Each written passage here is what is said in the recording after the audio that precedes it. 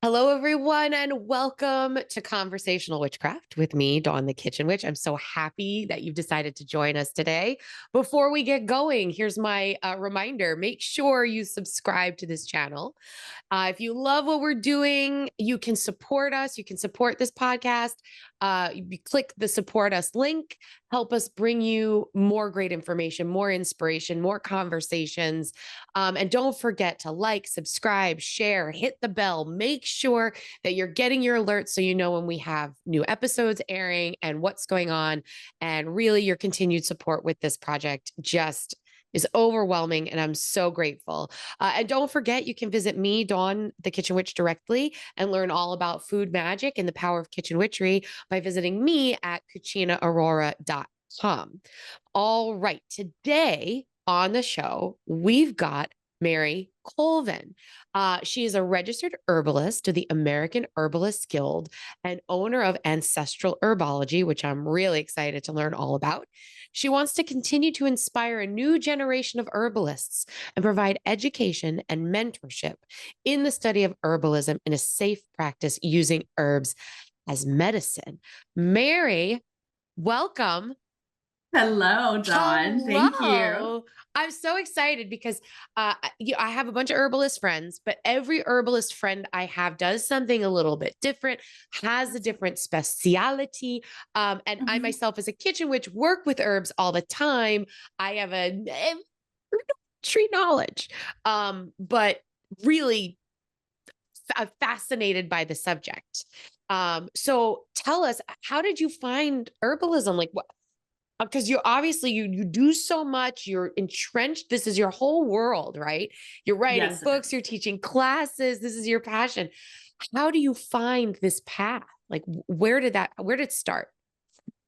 I really think started with my upbringing. I've Mm. always been connected to plants, and it's always loved to walk back in the woods, on my own. And of course, this was a time when your parents let you outside and you didn't come back in till the till the evening hours, sun was going down. Yeah. They didn't know where we were half the time, but I was pretty much in the woods most of the time, and I love sitting underneath the pine tree. And we had over 100-year-old home, and it had the old stone front porch, and so Yeah. oh God, I love sitting on that porch. So I really think there was a big connection to earth. And I've always loved gardening, and my grandparents, I have a Sicilian grandfather, that loved gardening, and Appalachian grandparents, that of course it was a necessity for Yeah. them. And they taught me some of the skills too. And I love sitting around and, you know, breaking the beans with my grandma. And so it's just always been that connection. So when I went to school at Ohio State University, the Agricultural Technical Institute. I originally wanted to be like a horticulturist Oh, or a wow. botanist. That was my Yeah. original dream. Just didn't have the finances to do that. So went to a 2-year college instead for floral design and marketing. So I am artsy, I am very creative. So I thought, okay, let's go there. And I do love floral design, but my passion, was really learning about the plants. Moving forward, you get married, you have children, next thing you Life takes know, over. exactly. And Yeah. next thing you know, I started having back pain, Huh. some really bad back pain. It was debilitating. I think I was 36.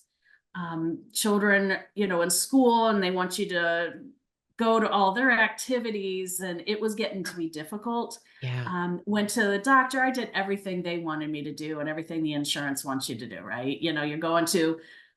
You're getting the x-rays, you're going to the physical therapy, and you're doing everything. Finally, I did all that, and they had me on Vicodin, for quite a while. And it seemed like I kept having to have more and more just to cover the pain, Yeah. because it just wasn't doing the job because I was on it for so long. Yeah. And, I finally had an MRI. Here it was a herniated disc in the Yeah. L4, L5. I have a And I had, herniated L4, do L5. you really? I do, Okay. really.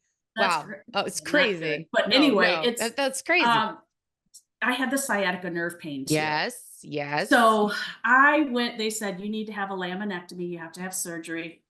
It was like a 8-week healing journey Oh, for me at that jeez. time. So I did have it. It took the pain off the sciatica nerve. So I Sure. didn't have that, but I was still in pain in that area, Yeah. in my lower back. And so I went back, and of course, I think the doctors thought I was, pill shopping or something, but Yeah. he ended up taking another, MRI at that time.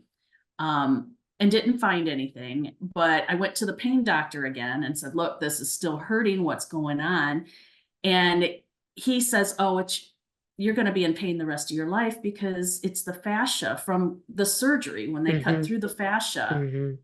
you're going to be they found out more about fascia, that there's all these nerve endings, in there too. And Yes. so he says, I'm sorry, but you're just going to be in pain the rest of your life. I'll give you a cortisone injection. And I didn't want it. I was so over it. Yeah. And I just walked out of his office. I didn't want they wanted to put me on was it trazodone? I can't think of the name of that, but at that time, that was the one that you don't get addicted to, but now they found out you really do. I can't remember which one it was called. Yeah. But anyway, Yeah. I didn't take anything. I was so fed up at that time. And I just said, I'm going back to my plants and I'm going to learn what I can, because I know that's where I'm going to heal myself. And I started, gosh, I didn't even talk to my husband about that, but I just went ahead and grabbed a class, one that I could find, and the only one that I could find, because in Ohio, there's really not a Yeah. lot, going on as far as schools or, where you can learn. And at that time, there weren't very many online schools either. I did find one that did correspondence, and it was the School of Natural Healing by Mm. Dr. Christopher, and that was in Springville, Utah. So what I liked about that is that I could take one class at a time back then. I Mm. could pay for one class. Yeah. When it's done and I have the money, then I can pay for another one, because we were a Yeah. young family still. And, Yeah. I had to watch finances myself. And it was a 2-year program. So I went through that. And in one of the classes, you had to come up, it was about formulation. And I came up with my own formula, 2 different ones actually, that I really liked. And one I called a muscle rub, where it's going to help all of the spasming muscles, because I was so tight in that lower back Yeah. also. And it also had some nerving, for nerve pain in it. And then the other one was about repair. And I used, herbs that help repair connective tissue Right. in there. Because your body will naturally heal itself. If you Yes. broke a bone, your body's going to repair it. What those herbs do is help to speed up the process. It's And just amazing. so I did that. And by the time I graduated, I was not in pain every single day. And to this Amazing. day, I can go out there and garden. I mean, I planted 5 trees yesterday, and dug the Wow. holes, and I'm digging out weeds, and clearing out the vegetable garden, and I'm not Yeah. in pain. I, So, and it's I just really amazing. attribute that to herbs. I mean, not to go on a tangent for a long time, but my experience with hurting my back Mhm. similar, right? I was in college. I was in my mid to late 20s. I want to say I was like, because I left school, went back to school, and so I was probably like 24. Right. I was young, and my job at the time, I was doing construction with my Oh, father. So I yeah. was using my body. I was very strong. I've always been a heavy set woman. But I was really, really strong. Right. And I fell down a flight of stairs, cracked my Mm. tailbone, and herniated my L4, L5. So I didn't even do it on the job. I didn't even, you know what I mean? I wasn't in an accident. I had the flu, and I fell down the stairs because I was dizzy, fell down the stairs, cracked my tailbone. And I go to the doctor and I tell them I'm in all this pain. And they said to me, "You're fat, lose weight." I had the exact same thing. Oh gosh. Yeah. One I was doctor like, told me, well, it's because you're overweight. And I said, so what's your excuse? Do you have right, back pain? right, Because right, he was overweight. He didn't do right. that. I was like, fell down a flight of stairs. And Yeah. like, yeah, you don't need an MRI. You're fine. Just lose some weight. You'll be okay. And I was like, Mm, I'm 24. I work construction for a living. I know that I'm a big girl, but this doesn't make sense. And I had to mhm. fight to get that MRI. And then when I Yeah. got the MRI, they were like, well, it's just a little herniation. It Oh, shouldn't right. hurt that bad. It shouldn't hurt that bad. And I was like, all right, how about I throw you down a flight of stairs and you tell me it doesn't hurt? Right. And I, again, similarly, and this is something that's so frustrating. And I think a lot of people can relate, especially A lot of women, women can, yes, right? for sure. They Hmm. don't listen to us. They think Mm-mm. we're crazy or they think we're making it up. I think even, women of color have it even worse, you Yes. know? Um, but Hmm. but the only way is to take things into your own hands and advocate for yourself, Absolutely. right? You got to that point where you said, fuck this guy. That's what I said. You're not putting Yeah. me on more medication. It's not No. working. I've done your surgeries. I've done your this, I've done your that, and it's not working. What else is there? For me, it was yoga. I Great. did Great. yoga, massage, physical therapy, and sometimes Hmm. still I never had surgery. Sometimes still my back hurts me if I overdo it. I'm not in excruciating pain. But I treat it with these physical things, right? And sometimes I put my CBD Yeah. balm on myself. You know, but Some people that helps, some don't, but there's so right. many different herbs out there and there's so Yes. many different alternative therapies. And I'm Yes. so glad you were able to find some relief as well. Well, I mean, we have no choice. We have Mm-mm. no choice. We either go down that rabbit hole and that constant hamster wheel of let's treat the symptom, not the problem, which is Absolutely. what they do, which is what they did to you. Oh, you're just going to Mhm. feel like shit for the rest of your life. You're 36, you have a young family. Sorry, you're just going to be in debilitating pain all the time. That's it. Here, take these pills. That's it. How is And that helping anyone? nothing. And one of the things that I loved about herbalism is that it does go to the cause.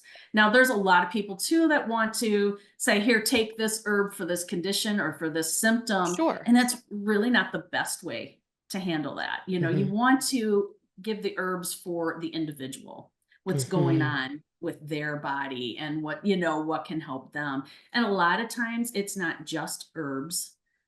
Sometimes you have to look at diet. Sometimes you have to look at, Yes. nutritional wise. And I'm talking more like chronic diseases and that. It's not going to Hmm. be, there's no one herb for arthritis.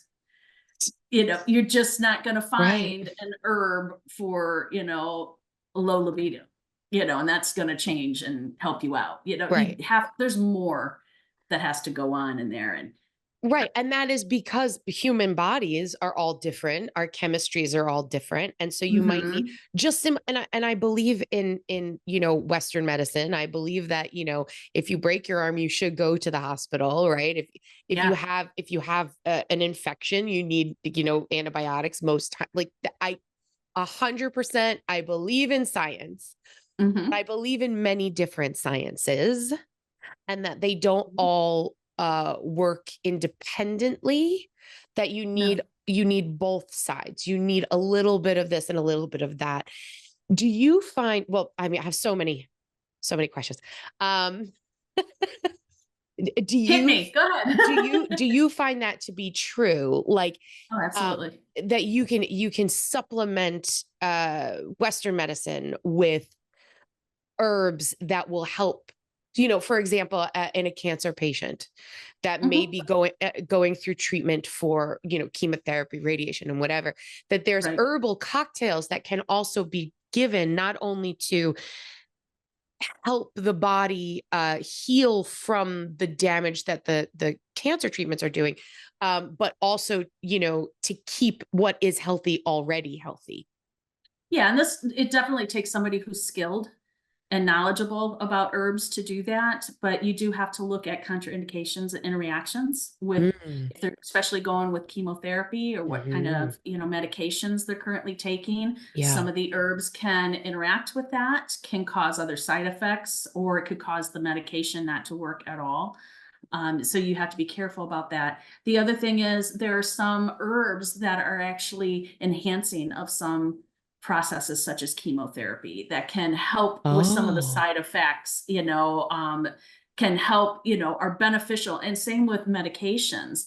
If you look up medications and different herbs, you'll find that some of the herbs actually are beneficial to go alongside that medication, because sometimes that medication can deplete a certain vitamin or, needs a little extra support. And some herbs can do that as well. yeah, absolutely.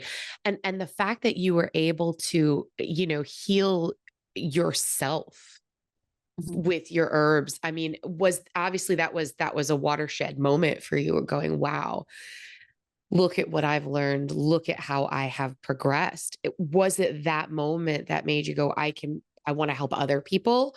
Or did you Mhm. start helping other people incrementally and go, okay, wait, I have a knack for Yeah. this? After I graduated from that school, I was so into it. Yeah, I've healed myself, and I just wanted to learn more. I was like a sponge, wanting to soak up more information. I had an unfortunate incident where I had a best friend that was diagnosed with 4-stage melanoma at 42. Oh, And then in that same week, and she had that melanoma, and it was in her liver, so it traveled everywhere. And then that same week, I also had a friend's husband diagnosed 4-stage cancer oh my melanoma. God. And I'm like, I sat there and I'm like, what are the odds that you have two friends that are diagnosed with 4-stage cancer melanoma? And I felt that it was an opportunity to really see what the herbs and what, the protocol can do, to Yeah. help that somebody. My girlfriend had a 7-year-old daughter and was just fearful, and she went to her doctor and told him she wanted to work with both of us. And he said no. If she worked with me, he wouldn't work with her. So her fear, What? Are you yeah, effing kidding me right now? nope. And her fear was, Mary, I gotta go with the doctor and do everything I can. And I said, I'm here for you no matter what. And it was the roughest thing to watch um, my best friend just, Yeah. excuse me a second, Take your time. um, watched her age before my eyes. And Yeah. I watched her in so much pain. Yeah. Um, my other friend, he didn't care to take the concoctions, the chemo, the new drug. It was an experimental drug that Yeah. they wanted him to take. And he says, Mary, give me what you got. And we sat down and we talked about it. And the one thing you need to do is move all your eliminatory channels. That's like the number one thing. Your body has to work, right? Right. And it has to get rid of waste. And so we did that. And then I had formulas with um, herbs that have been known traditionally to help prevent replication of the cancer cells. They call them anti-cancer herbs. I worked with his liver. I worked with other areas. And what was really interesting to see, because, in the same week they were both diagnosed with 4-stage, he started gaining his appetite. He started getting his coloring back. He started feeling good, not in pain. Yeah. He started gaining weight. And it was something to see. Yeah. And what I didn't know is that they told him that he only had 2 months to live. Wow. And he lived a whole year. He was traveling, he was living his life. And his wife called me one day, a year later, and said that he was at the table having his coffee. She turned around to get him some more and turned back, and he was gone that quick. No pain, and I'm never going to say herbs are a cure for anything, Yeah. but I can definitely say that I watched them give him quality of life. And that was huge for me. Mm. I just wish I could have done that for my best friend too. I've known her since kindergarten, and it was devastating to watch her go through that. Yeah. So I know now, deep down, I know that herbs can be worked alongside, Yeah. other medicinal and modern medicine. But I also know that there's such a benefit to them, Yeah. because they work with the body, not against it. And I think Yeah. that's huge. Yeah. Absolutely. So, Absolutely. And yeah. thank you for sharing that with me. I lost my dad to cancer. Mm. I can't believe it's been 10 years. Oh, that's exactly how long it was ago that she passed too. Wow. And it was, like you said, that watching them age, that watching them go through Yeah. that.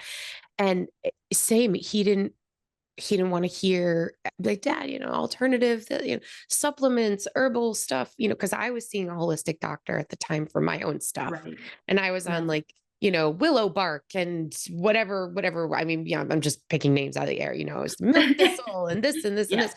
And I was like, Yeah. dad, you have liver cancer, take some milk thistle. No, I'm gonna take what the doctor says, and I was like, okay, Mhm. but you got to worry about your diet. There are other things. And he wasn't interested, No, and and it does come down to the individual. Even with correct, what I do correct. as a clinical herbalist, because that's what I do as a clinical Yeah, herbalist, I yeah, see people in all of their different health situations. yeah. And we look at diet, we look at nutrition, we look at, emotional health, and Oh, big it's one, all big mind, one. body, spirit. It's all a combination. You know how stress can affect the body, trauma can affect the Absolutely. body. There's so many different things to look at. Yeah. Sometimes it's not physical, and sometimes it's about that trauma, and that trauma can affect the body and how it's reacting. And so that's what I love about herbalism.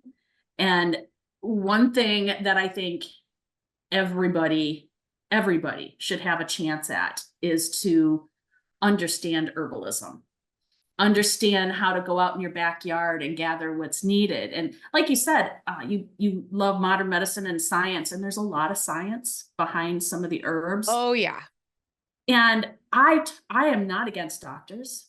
They definitely have their place in society, especially with emergency situations. But Absolute there's triage for so sure. many, Yeah. absolutely, and there's so many situations, as you're raising kids, you don't have to run to the doctor every single time, a child's fever gets to 103. You Mm, don't have to go to the drugstore and pick up an over-the-counter mm-hmm, medication. You can make it at home. mm-hmm. And you just need the instructions. You just need that knowledge. Yeah.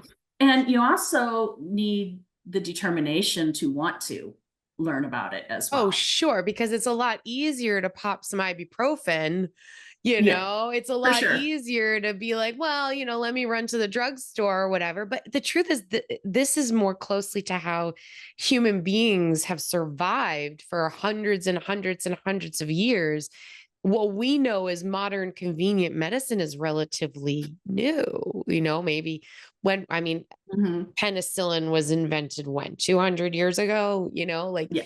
it, it's not the way we've lived historically Mm-mm. and survived, right? I mean, you're the old medicine woman making tinctures for this and that wasn't just, from my side of things, it wasn't just witchcraft. She wasn't just going, oh, this will, make somebody fall in love with you. It was like, oh, this will help your stomach pain or this will clear up your complexion. And there's Absolutely. validity in that because this is how people survived and healed themselves for centuries.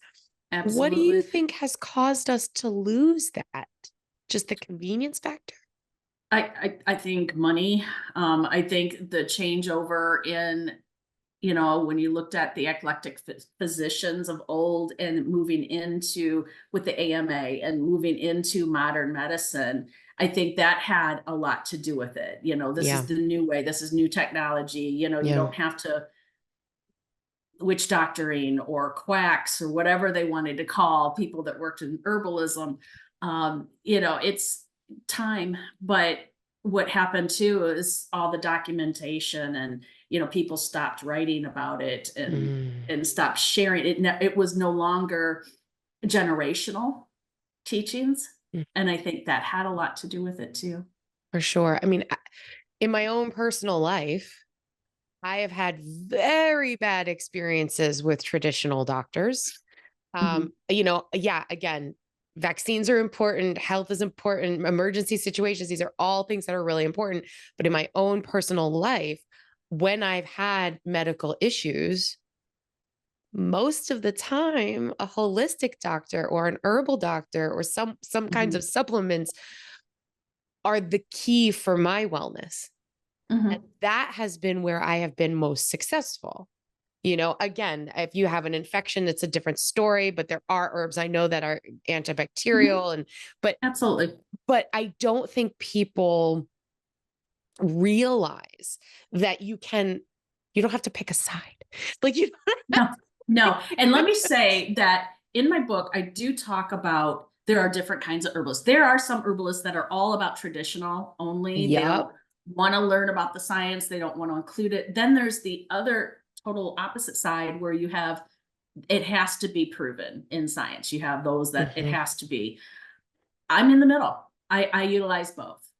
There's science is good, not that it's telling me what it does, because traditional knowledge tells you that too, but more so maybe what path that herb is taking.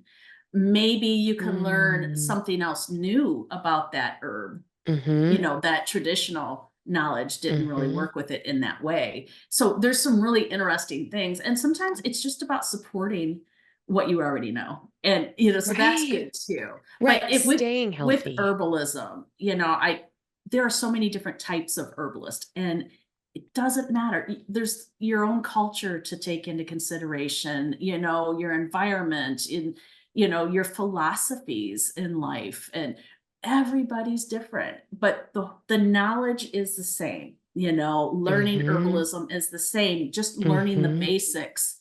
Then you can go from there and spread out learning maybe different forms of herbalism, different herbs. You can learn, acupuncture, Yeah. you can learn massage, you can learn Chinese medicine, Ayurveda. There's so many different Yeah. avenues that you can go, Yeah. but it's all about starting off learning the basics. And And you can I use felt the all of need. them, right? Like you Mhm. can use all of them together, right? So you Yeah. could be like, okay, I'm going to take this herbal blend, these three things, but then I'm also going to go to an acupuncture treatment.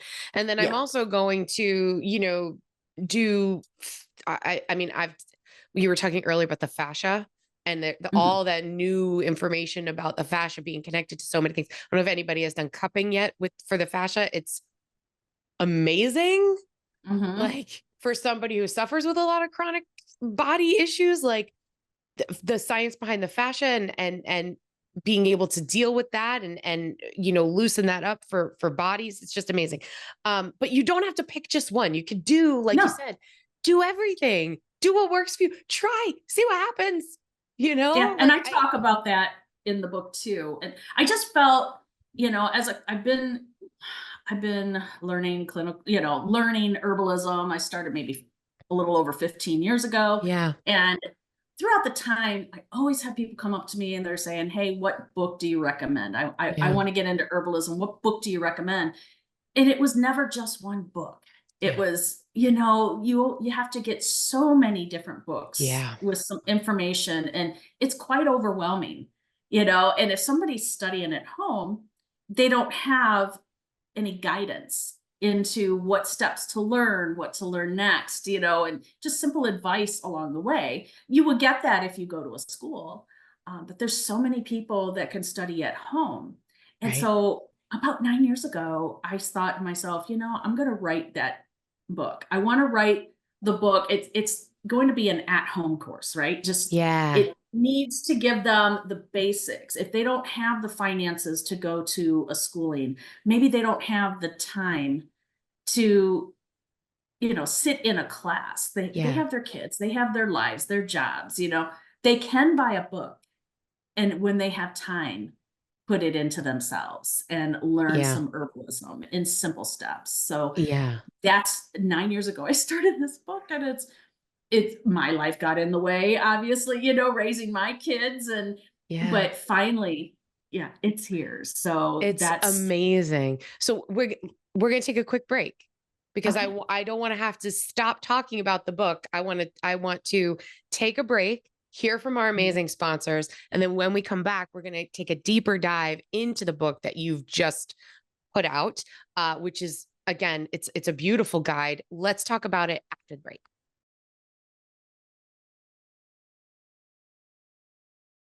But if you want to, like if you need to go to the bathroom or let the dog out or I'm something, good. no, you're good. Okay. Yeah. Okay. We are back with Mary Colvin, author of the brand new The Herbalist's Guide. Let me get the subtitle correct. How to Build and Use Your Own Apothecary, which I think is so cool because, like you said before the break, there's lots of books on herbalism. A lot of them feel more like reference books. We're like, oh, look, milk thistle is for the liver. Oh, this is for this is for that. But they don't really tell you how to grow things, how to use things. Step 1, 2, and 3 to understanding the basics. So you said this book took you like 9 years, and it's finally here. Tell Yes. us about that journey.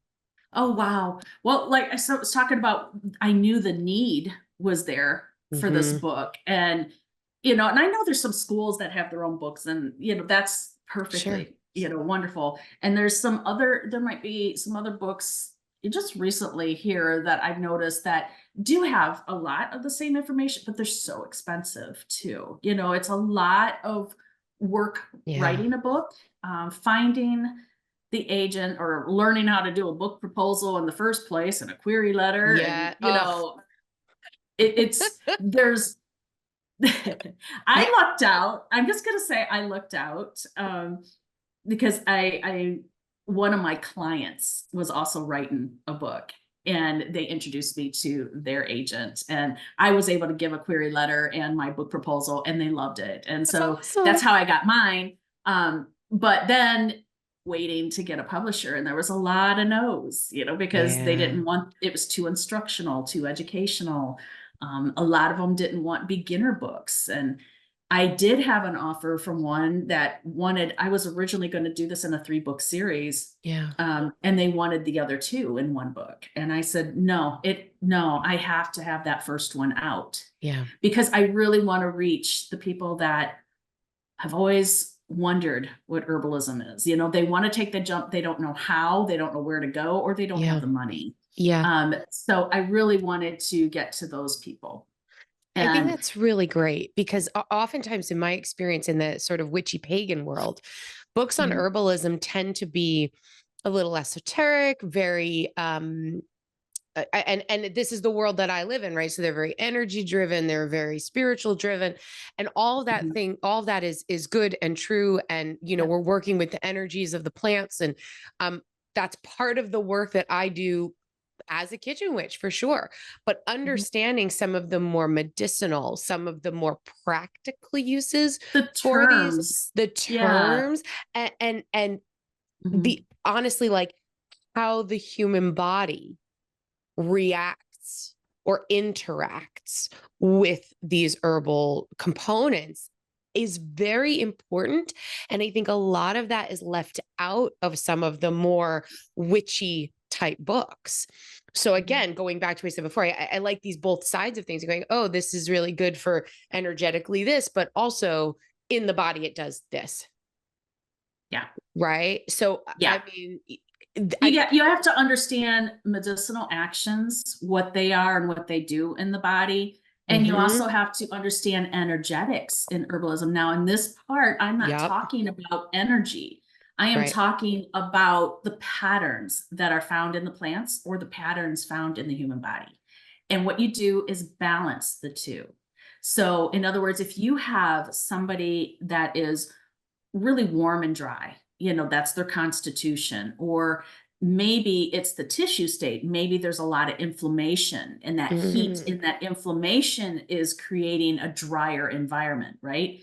You don't want to give them an herb that's already warming and dry, such as, let's say, ginger, right? That's even though people say ginger is anti-inflammatory, that's what you should give them, but it might not be right for that particular person based on their own constitution, based on their own tissue states. Wow. So I talk about energetics in this book. Wow. So you're given this information, and I teach you how to combine both the medicinal actions as well as the energetics. And it's something that I think people that are beginning in herbalism don't get that information. Yeah, I would They agree. don't get that training, but they do in my book. And it's really important, and it really makes the difference between being a so-so herbalist and being a really great one. And so I have the steps in there to do that. Which is it's so important. And again, your approach is very different from any of the other approaches that I have personally seen or read. So it's very interesting to me. Um, you know, especially understanding the basic principles of things. Mhm. Why do you think it's important for the layperson, for non-herbalists, for people who maybe have no idea how to use herbs whatsoever? Why do you think it is important for them to have that information? And how could this information improve or change their lives? Well, I think there should be an herbalist in every home, really just to what you don't know what the future is going to bring. We don't know that. What if something happened to our electricity, or electrical grid? What are you going to do? When the doctors can't prescribe you that medicine, and I'm not usually the prepper or, or anything Yeah, like yeah, that, you're or not I'm not trying to catastrophizing. think negative. Yes. But I think that that's who are they gonna come to? They're gonna come to an herbalist, because Right. they don't have anybody else to go to, but it's so nice to just walk outside completely free to grab an herb, either that you're growing yourself or that's around your area, and Hmm. you make some medicine with it. Make a simple infusion, what we call a tea. You can make tinctures, you can make syrups, you can make vinegars. I mean, there's so many different herbal preparations that I talk about in the book too. Hmm. And it's about stepping them through so they're not overwhelmed. So you're going to learn one thing here and you're going to study that. Then you're going to move on to the next section. Hmm. So it is like a course. I Hmm. do have exercises in the book as well. And those are going to help to solidify the information. You're going to Hmm. get hands-on training that you're not going to get from, Hmm. any other book that I know of. And you are going to start as you do those exercises, you're building your apothecary by the Right. end of the book. Right. And Right. it's a process, but it's a whole learning journey. But you feel Yeah. like you have someone there helping you along the way. So would you say that your hope for people who read this book is for them to have a deeper understanding and a practical knowledge of how to do this for themselves? Absolutely. In case if there's need, it's not that you have to have a career. You don't have to, Hmm. be a homesteader or, Yeah. whatever. You don't have to do it. You could just have the knowledge. And when everybody gets sick, everybody has somebody in the family that is in need of some kind of medicine, and you can make it yourself. And it's so empowering. And It's and so how would you empowering. say how would you say that this type of herbalism, we're talking a lot about reactive treatment. We're talking a lot about when everybody gets sick, or let's say this thing happens. For again, I can only speak from my own personal experience, but in my own personal experience, what I have had herbal, natural supplement, tea making, all that sort of stuff in my own practice is always more about uh, being proactive in my wellness. Absolutely. Hmm. Um, can you talk a little bit about how your particular outlook on herbalism can help people maintain wellness so that they don't get sick? Oh, sure. A lot of it has to do with the immune system. And, what you put into your body matters. And, Hmm. food. And I've always believed food is medicine Sure. as well. So you need to take into consideration about what you're taking in your body and what that's going to do in the future. So if you have that in your mind and you take the steps now to learn how to maybe eat just a little bit better, repair your digestive system. And, it's not about losing weight. It's not about, covering symptoms. It's about giving your body what it needs to stay healthy. And that's, one of the foundations of Work herbalism. at optimal level, right? Like Yeah, I absolutely. often feel like, I go to my naturopathic doctor and I'll be like, listen, I need a tune up. What Mhm. are the what supplements should I be taking? What tea should I be drinking right now? Because I'm feeling this or I'm having this going on. And so I know that I'm depleted somewhere here, Mhm. here, and here. Let's give myself a tune up. Kind of not really off topic, but just out of curiosity. Like I said, I love this shit. So and I have a lot of my own like health issues, and food is my life and my business as a kitchen witch. So I'm always trying to learn. And I've been recently following this. I don't know if she's an herbalist. I don't know if she's definitely not a doctor, but um her name is Barbara something, and she's on TikTok. She's all over the place. She's an older woman. I think she's from Australia. I want to say Barbara Mhm. O'Neill. I don't know if that, Yeah, do you I know what I'm do. talking Yeah. about? Yeah. I think she's And an herbalist, but I I think don't know much about her background. she talks about nutrition and herbs. And, she talks about, for example, lemon. And she's Mhm. like, lemon is one of the things people don't realize can heal your liver. And if your liver is functioning optimally, it will ward off a lot of overall sicknesses, because the liver, everything goes through the liver to make sure that, all those toxins are out of your body. I'm not saying that is true. I'm saying that, like, I watched this video and that's what she said. Right. So I don't know. I'm not an expert, right? I'm an expert in what I do, not what you do. So can you give us 3 herbs that Uh-huh. everyone should grow or know how to use, in your opinion? What are the top 3 herbs people should either Oh, grow or that know how to is so hard. use, like that you would recommend? So it's really hard to choose like some of the favorite type of herbs, but yarrow is a big one. I consider that a first aid type of a herb. Um, Nettle, stinging nettles, For what? so beneficial in so many different areas, nutritious and anti-inflammatory. It just helps to regulate, a lot of the body. It's a diuretic, and oh gosh, One I more. would think violet is a really Violet. oh, it's one of my favorite herbs too. And there's so many different applications that you can use as a poultice. You can take internally as a tea. It has some mucilage in it, so it's very moistening and cooling.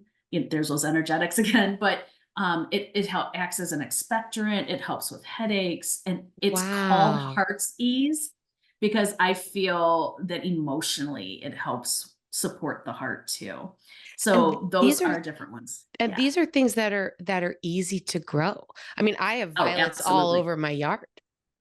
And every single one of them are in the book too that I talk about. But one thing I did want to mention, you were talking about TikTok, and I am on TikTok. And, you know, one thing I found, and it scared me so much, was hearing so much misinformation on there. Yes, So yes, for sure.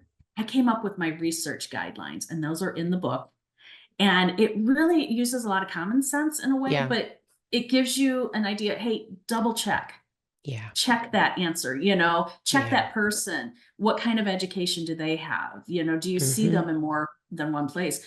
Another thing I want to mention is that there are a lot of AI books out there in foraging and in herbalism that Oh, if they're called like Native American Bibles, or, there's a lot of different ones that are on there. There's some of the best sellers on yeah, Amazon, but the yeah, problem is you can't find any information about that person who supposedly wrote that book. yeah. Um, the only information you're going to find is about the book. When you can't find any other information on them, that's a big red flag. So I talk about red flags, and, this is something, because this is kind of an education in itself, and you Yeah. do need to go, I give you so much information about how I use this herb, but I want you to go research more and find out, what are some of the contraindications, interactions, how is it best extracted? There's so much more information that I could not fit into, 65,000 words that Yeah. the publisher wanted me to keep it Yeah. at. So I had to give a tool to the reader Yeah. where they can, in other words, they can trust the information that they're receiving.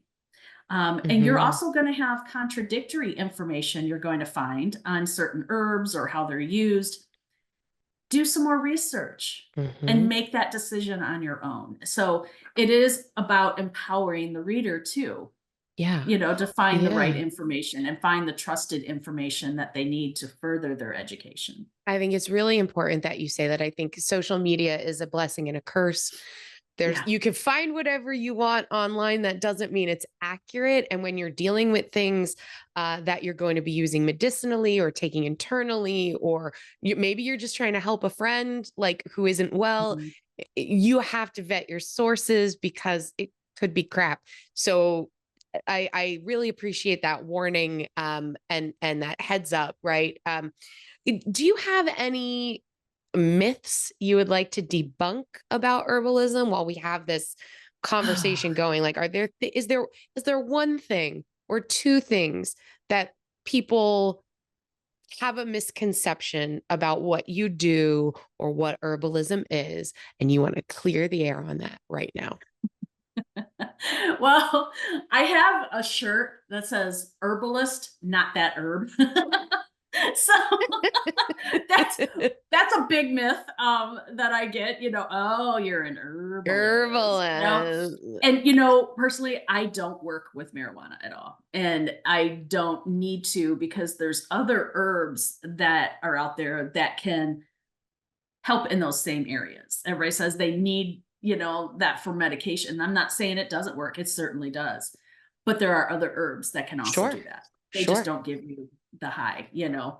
Um, CBD, it works. Sure. That's not an herb, in itself, Yep. but there's herbs that I work with to reduce inflammation. You have to figure out, where is that pain coming from? So it's Mm. never, in herbalism, we don't cover up the pain. We go to the cause and find out, what is the cause of that pain? Is it inflammation? Is it spasms? Is it muscular?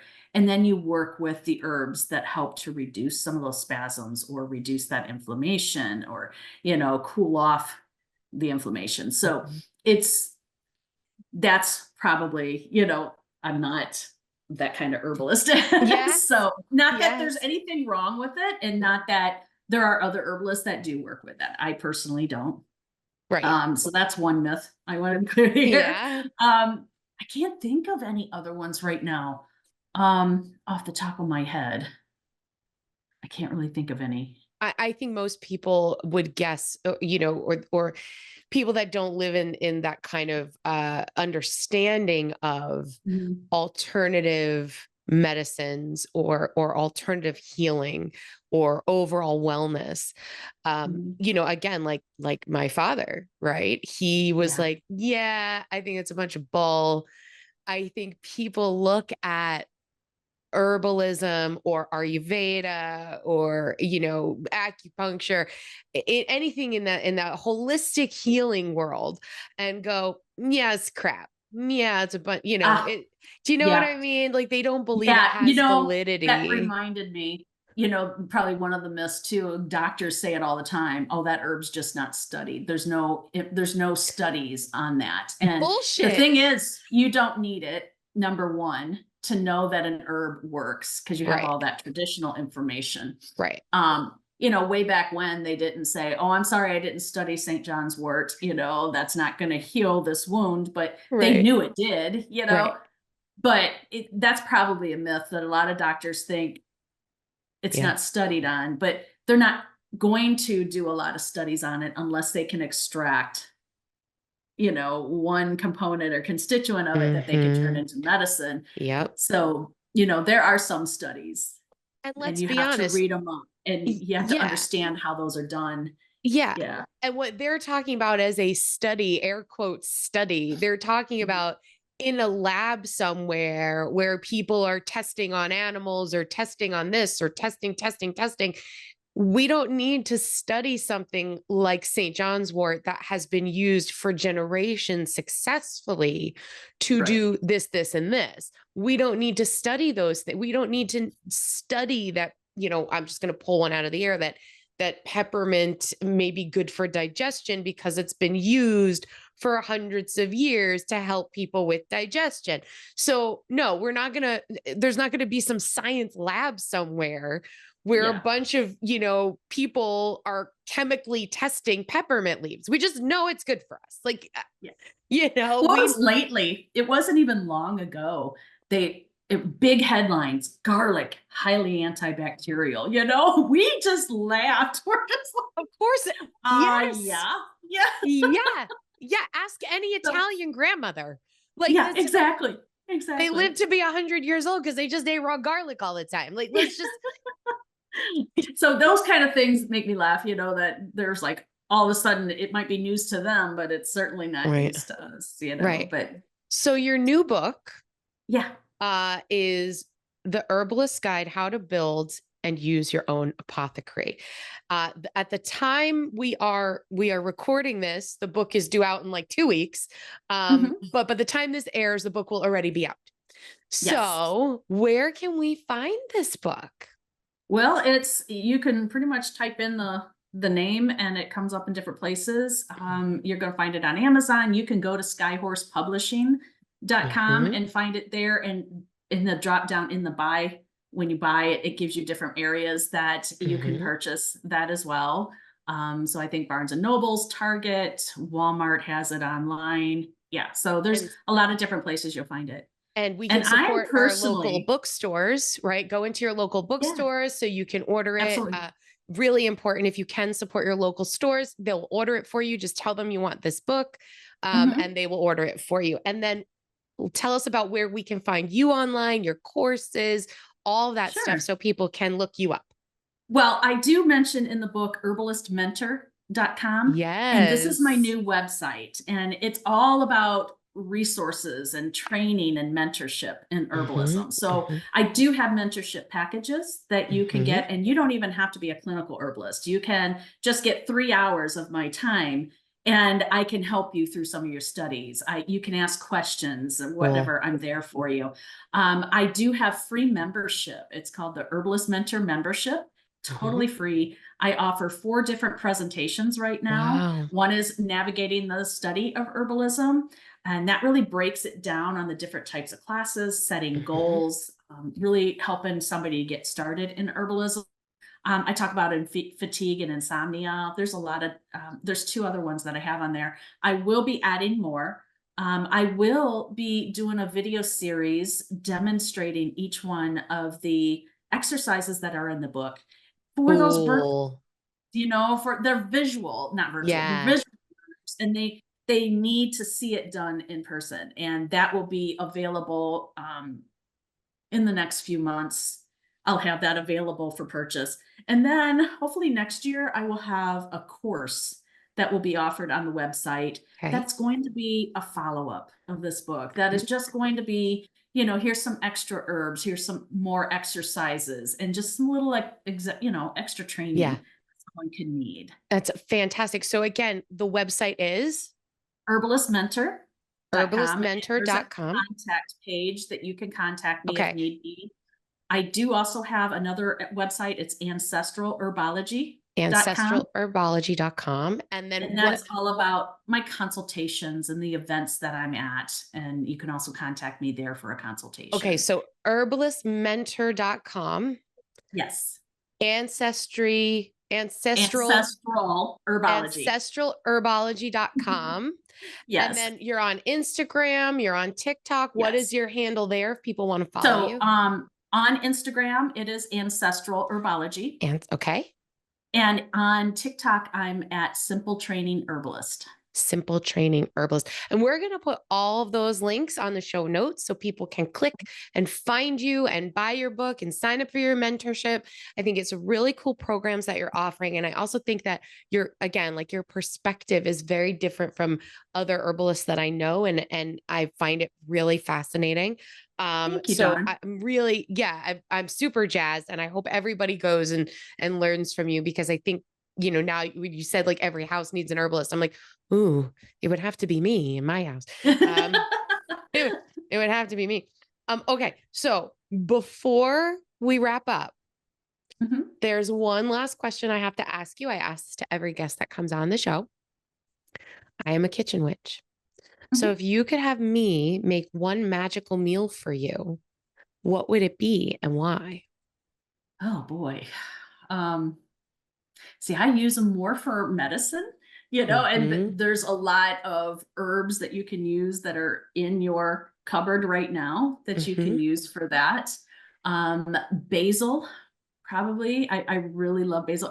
It's a Sicilian oregano and basil. That's a Sicilian coming out Yep. in me. There's so many different applications medicinally, nutritionally. It helps with the digestion and also It's there's fucking magical delicious. uses for it. You know? Yeah, Yeah, it's fucking delicious. So there's so many different ways, but I think oregano and basil are probably my top. So you would want me to cook a recipe for you that has these herbs in it? Oh, So the absolutely. And first thing that comes to mind for me in the summertime, around summer solstice, because mhm, I have a black thumb, I cannot grow anything except herbs. And so all of my herbs that I grow are culinary, and I only have a handful of them in pots.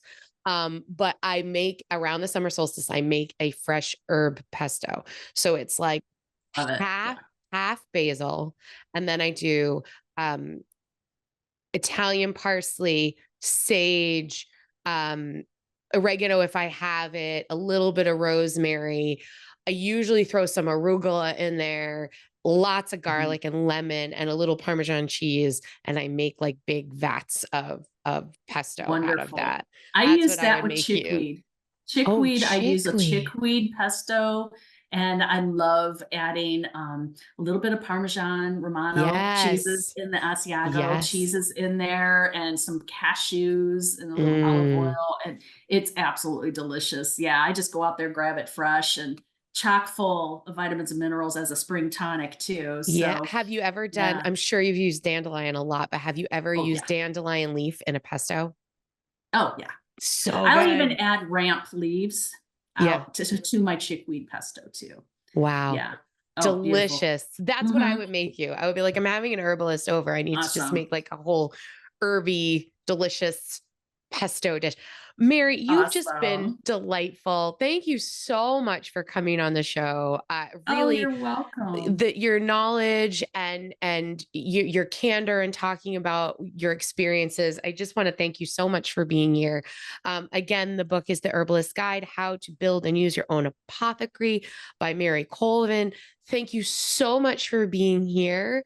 It was just delightful. And until next time, everyone, I wish you so many blessings and so much gratitude.